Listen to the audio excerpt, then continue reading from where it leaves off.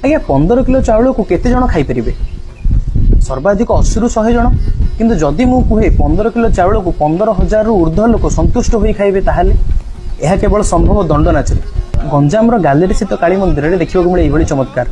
7 गौणी अर्थात हाराहारी 15 किलो चाउल हजार हजार लोक मैंने प्रसाद पाई तृप्त होता। यही कथा को अविश्वास कर एकदा एक ग्रामर लोक मैंने माँ को परीक्षा करने दंड नाच समय प्रसाद सेवन पर इच्छा प्रकाश कले।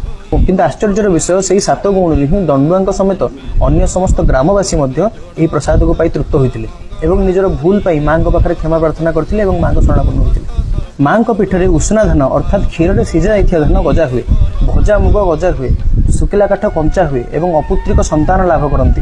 यही चमत्कार वर्तमान सुधा माँ पीठरे देखा मिलूँ। माँ पाखे समस्त मनस्कामना पूर्ण होने विश्वास रही।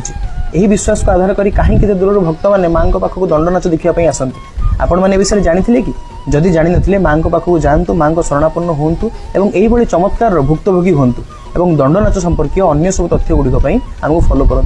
जय जगन्नाथ।